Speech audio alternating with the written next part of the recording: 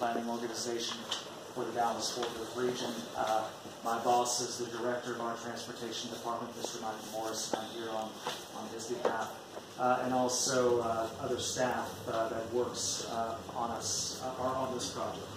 Justin, can you explain to the council what the MPO is? Because I don't think everybody understands what that is. Okay, so metropolitan planning organizations are designated by the governor of each state.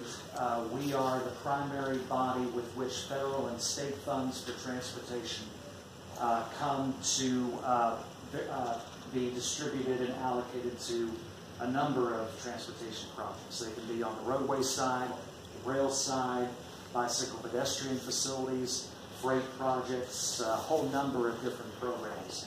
The state has 25 MPOs, and so, of course, varying in sizes depending on the cities in which they serve. We serve the 12-county metropolitan planning area, including the Dallas-Fort Worth region. Absolutely. So to give you a summary of where we are, let me just briefly kind of get you all reacquainted with what we're trying to accomplish here with this study. Back in October of 2016, the Regional Transportation Council authorized us to move forward with the study in partnership with several other major studies happening throughout Collin County. Corridors 1 and 3 represent US 75 and US 380, with which TxDOT is the primary driver behind that. They're working on implementing technology lanes for US 75 that will replace the existing underutilized high occupancy vehicle lane out there, and using technology as a way to be able to open up the shoulder that remains as a peak period travel lane, but we may also operate that lane off-peak periods as a way to be able to go around incidents, using it for incident management purposes. But we're doing that in lieu of, at some point, hopefully the cities, the county, and TxDOT will agree to a much bigger ultimate solution, because obviously 75 needs a great deal more improvement than the corridor can absorb as it's built at this point. 380, TxDOT is trying to determine whether or not a limited access facility may be needed, a freeway of some kind in the future. It may be on the physical corridor itself in some communities. In some communities, they may be looking at a new location bypass. McKinney, Princeton are examples of those communities that have talked about that. But TxDOT's the primary driver behind that. However, we continue to monitor and work with communities and TxDOT as close as we can. And then the county itself is working on being able to preserve and acquire right-of-way for the regional outer loop, particularly in the area from the proposed Dallas North Tollway extension over to State Highway 121. Our project is what you see, corridor number 4, looking at north-south facilities to address mobility and congestion issues east of US 75 in southeastern Collin County, and particularly in the area around lakes Lavon and Wylie. When we really began, when this study began to be disseminated by communities and the public, we had originally arrived at this primary recommendation for our north-south facilities. We decided, of course, we needed to continue to pursue the regional outer loop, but obviously an additional freeway was needed to be able to respond to the growth happening east of US 75. We had designated it as the Lake Corridor Freeway. It travels from the George Bush Turnpike in Rowlett northeastward into Wylie, across 78, across Lake Lavon onto the peninsula, through Princeton, north of 380, and then ultimately connecting to the regional outer loop at State Highway 121. In between, we had recommended operational and limited capacity improvements to what we termed the West Corridor, stretching from the George Bush Turnpike up to McKinney, primarily utilizing FM 1378, Woodbridge Drive, and Merritt Road, and then continuing to look at additional thoroughfare improvements along existing John King Boulevard, State Highway 205, and State Highway 78. When you look at freeway and thoroughfare spacing, when you look at the results of our travel demand model, this was, from a technical standpoint, appearing to be a very good solution to go forward with and present to the county and communities involved. At the same time, these recommendations for the north-south corridors were also showing us we needed to look at east-west facilities as well.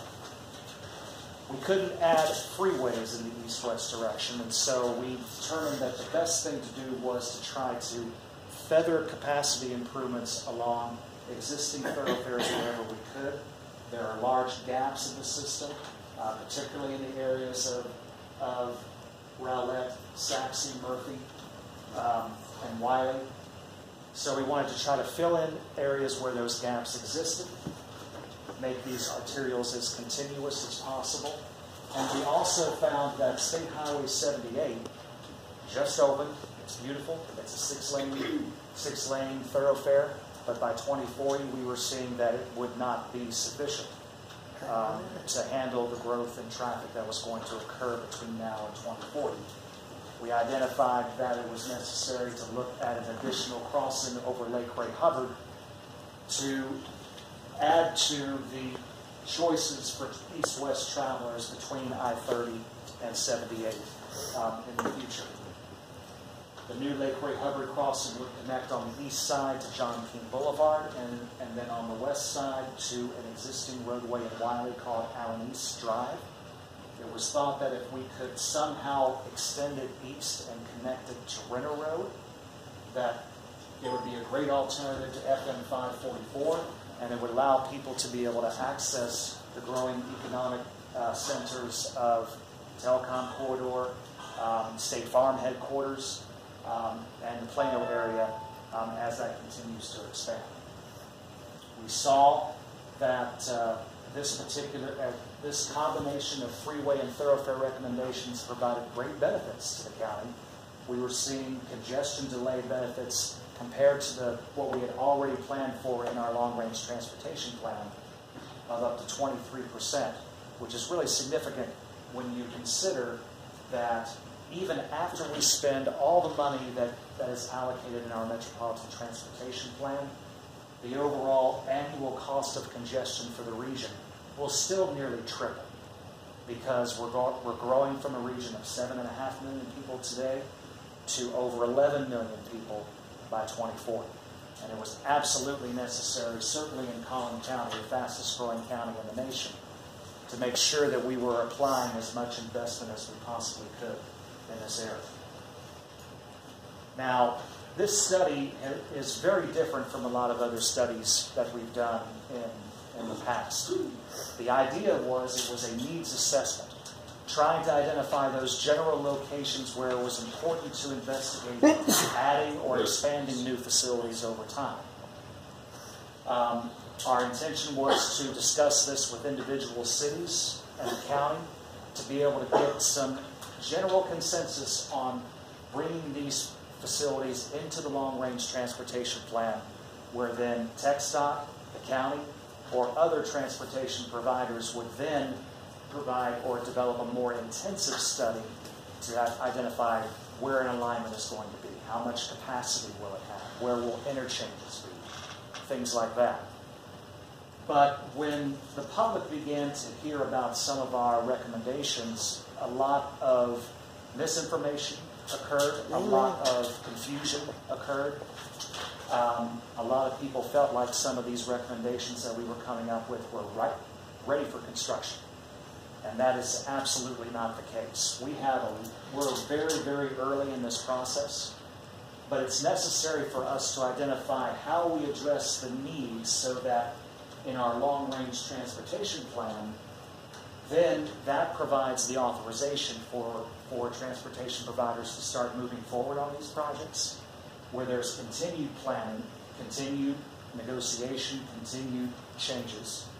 And then we get to the environmental impact statement or environmental assessment, where then as the federal government or the state government looks at the work that we've done, they identify whether or not there are indeed significant environmental impacts and whether or not we've mitigated those impacts properly for the kind of investment that we're trying to do.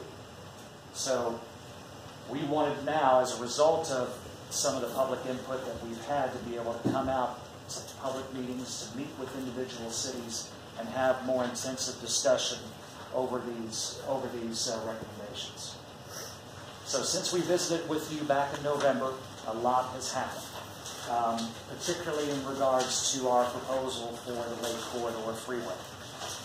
Significant public opposition occurred. We've gotten emails and letters and phone calls daily at my office. And then we've also been called out to several meetings to be able to discuss that project specifically. We've also had meetings with the U.S. Army Corps of Engineers recently to determine whether or not such a corridor might be able to proceed based on the planning that's been conducted for the area around Lake Lavon. But most importantly, on December 12th, the city of Wylie passed a resolution stating that within their city limits, as a result of the public input that's occurred, they would not permit any new freeways in their jurisdiction, north, south, east, west, or wherever. They also indicated that it was important for us to evaluate the feasibility of adding capacity to existing corridors or existing bridge crossings before we begin to think about any new crossings. Essentially, that has eliminated us from pursuing the Lake Corridor Freeway as we originally intended. And so obviously that was a big impact. And as a result, the outer loop ended up becoming the sole freeway east of US 75 that we could turn to. And unfortunately, our travel demand model indicates that it's insufficient to accommodate the growth. And it's so far to the east where it's currently been planned that even by 2040, our travel demand model is showing it's barely even feasible for us to build frontage roads, much less build a new freeway. And so if the Lake Corridor is gone, if we can't do a freeway west of the lakes, and the outer loop is too far to the east for us to build something, then we needed to start thinking about where might it be possible for us to realign that corridor. Could we bring it to the west to some degree to make it be more attractive? And interestingly enough, a lot of the public comments that we received were saying, what are you doing with 78? What are you doing with existing corridors? Wouldn't that be a more appropriate place for a new major facility? And so we began to look at seeing if it was more appropriate for the outer loop to be realigned to maximize use of the existing 78 corridor where we could, although we still needed to try to identify some possible path to return to the outer loop as it goes into Rockwall County for the planned connection to I-30. And so I'll be able to talk about that with you this evening.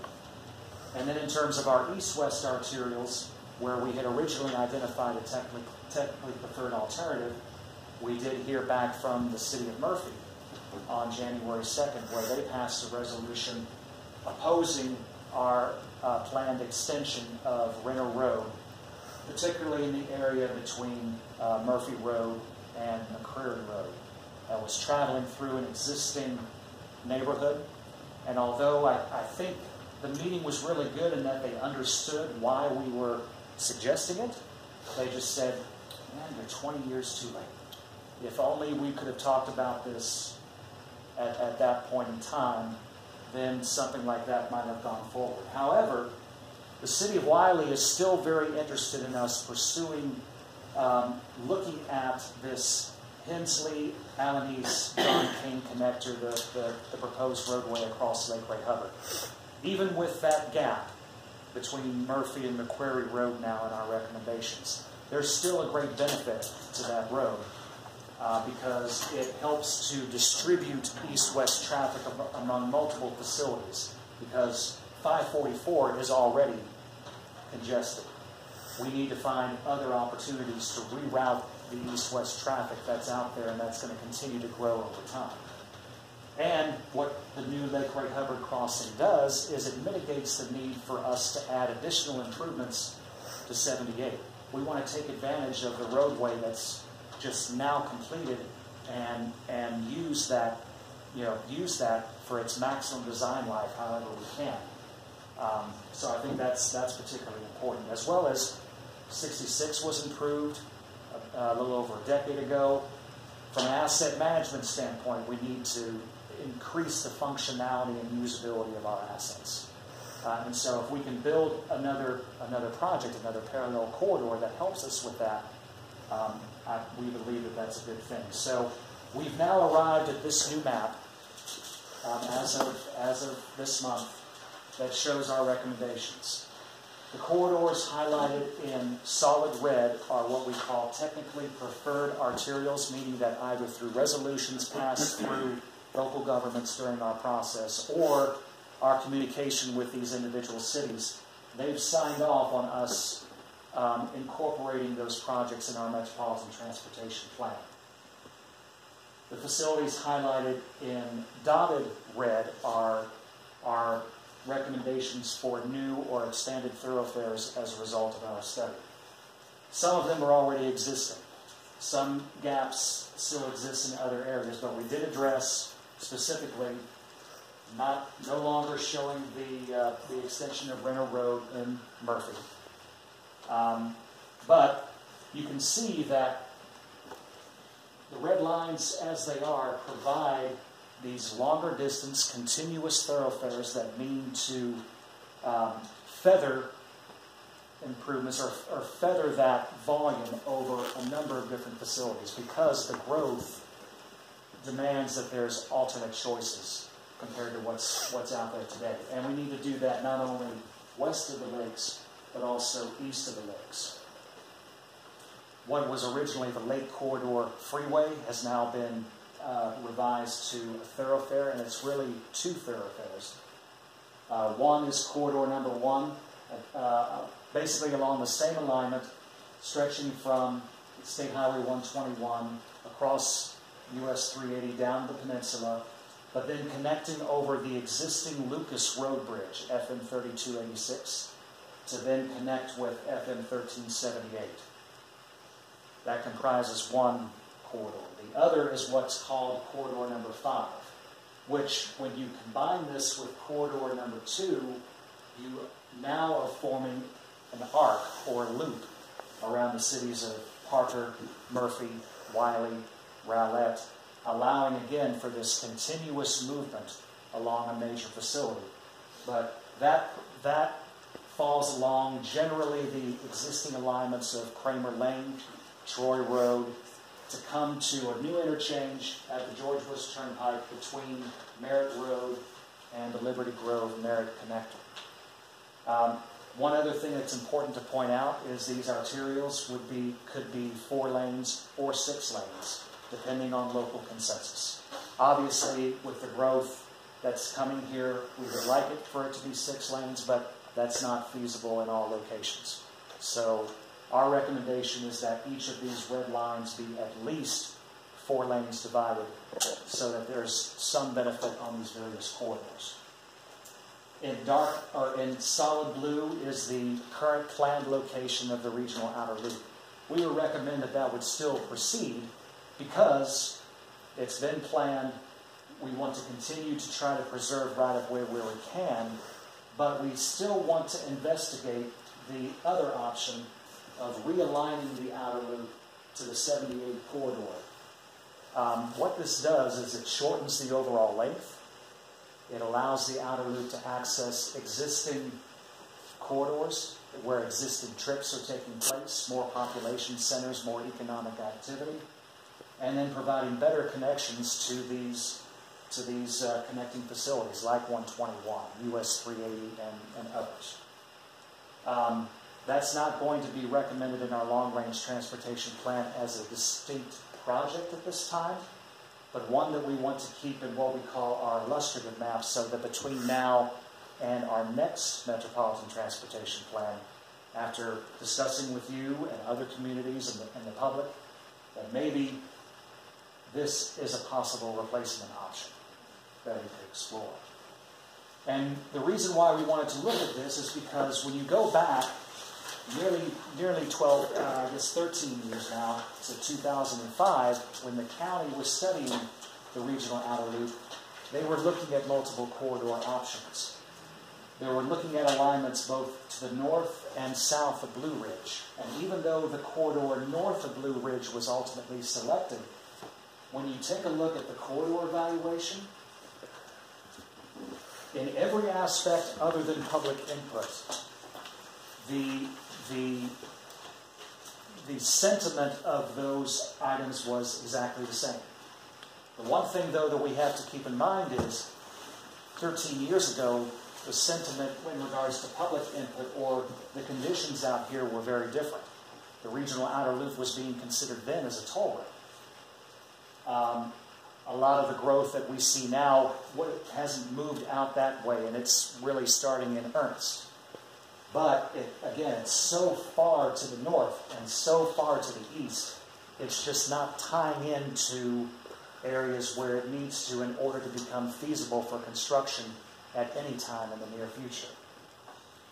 And we're also paying attention to the fact that the city of Farmersville has passed resolutions saying that they don't want a limited access facility on US 380 or on 78 as it goes through the center of town. We need to find a way to be able to make sure that it bypasses just in those areas so that it affects or impacts as little existing development as possible. Now, when we talk about how that's going to affect Lavon, I wanted to show you this concept drawing. This is an example alignment option of how we might get from the 78 corridor over to the outer loop. And as you may know, the outer loop right now, as it approaches Rockwall County, is planned along the FM 1138 corridor.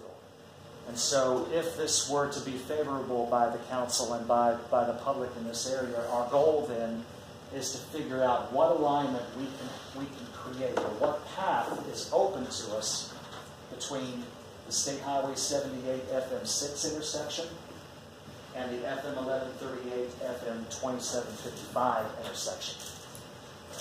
I drew this out using aerial photographs. The blue line represents the kind of corridor that has the speed and curvature characteristics of a freeway. And so I tried to miss buildings. I tried to go across man-made and natural features in a perpendicular angle so that there's least impacts. But this is just, again, one example of an alignment that might accomplish this. The one thing that you'll note is by doing this, we're making State Highway 78 coming up from Wylie through Lavon connect directly into FM 6 as opposed to continuing north as a thoroughfare. That allows then for the opportunity to have a major interchange and allow for that area around that interchange to be developed for access to the cross street as well as the freeway. We understand that there's already some development plans conceptually in place right now. Our hope would be that if this is favorable, we can work with you and landowners and developers on ways to make this as friendly as possible, to be consistent as possible with development plans wherever we can. This is our travel model results based off of these new recommendations. The new arterials, as I have shown you all, as well as the effect of relocating the outer loop to the 78 corridor. It's important to understand you need to have a volume of greater than 40,000 vehicles a day to make a freeway feasible for construction.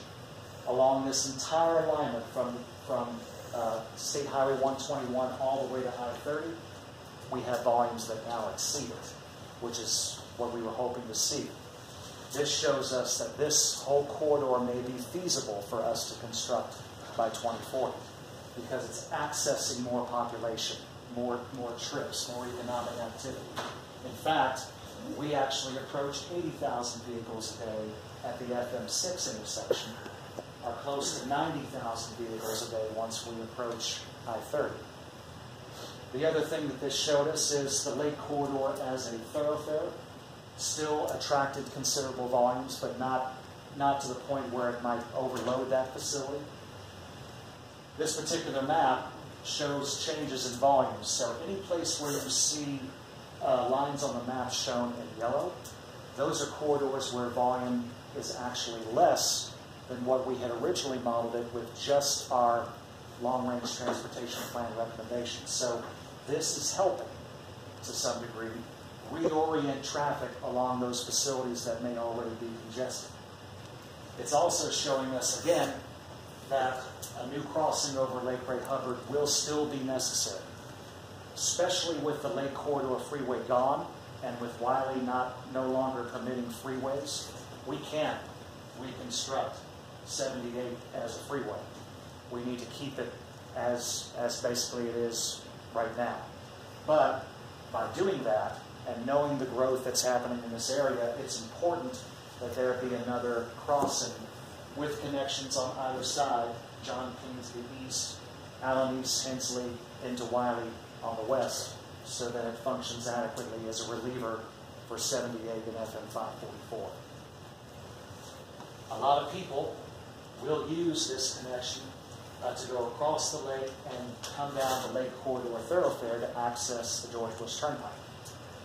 This will be a great reliever route to 78 going through Wylie and Saxon. Some of these other improvements are also redistributing or lessening volume on other major facilities like Parker Road, Lucas Road.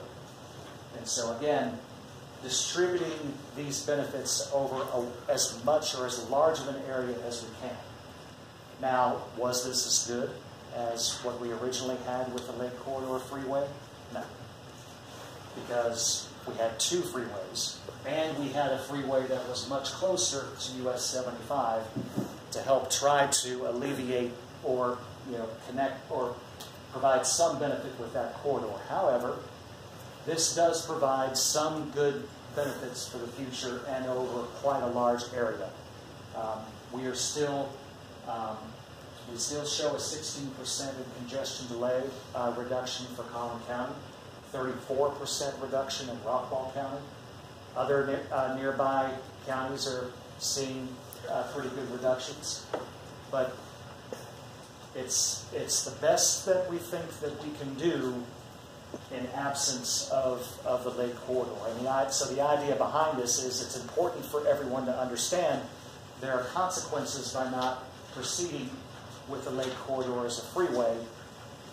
We understand that people are going to accept those because of other benefits that exist by not having the freeway go over the lake. But if our only choice is to proceed with the outer loop, this certainly shows that it's important for us to reroute it to the 78 corridor if we can. So this is a summary of our overall recommendations in tabular form. We're recommending the Spur 399 Extension Freeway. The outer loop will remain as it's been previously planned, but we will continue to explore this 78 outer loop combination per consensus by the City of Lavon and others as we go forward. Arterials, the West Corridor operational improvements, 78-205 John King will still proceed. However, we will continue to look at 78 in the future if the outer loop is moved to the corridor to see how we might stage construct that facility over time. We still recommend the Lake Corridor again as a thoroughfare only, divided up into corridors number 1 and number 5 on the map that you saw. And then the east-west thoroughfare improvements that you saw on the map. Again, some already identified in local thoroughfare plans, and then places where we've addressed gaps at other locations. We want to continue public outreach, agency outreach wherever possible, so that we can, fine-tune our recommendations where needed, and make sure that if there are any specific issues that we need to address, we want to do them as soon as possible, so that we don't fall behind development, and we're able to still have opportunities to build these corridors where open land or where opportunities may still exist. We still want to look at ways to stage construct these facilities and work with the county as they develop their bond program to match their monies with what we have in the 10-year plan to identify these new projects as they come forward. And I think I presented this to you last time, continuing to be committed to any environmental engineering and construction efforts on all of these corridors, particularly those where we partner with TxDOT, but most importantly the arterial corridors where our cooperation with you as cities and the public in general is crucial. And with that, this is my contact information if you want to speak with me or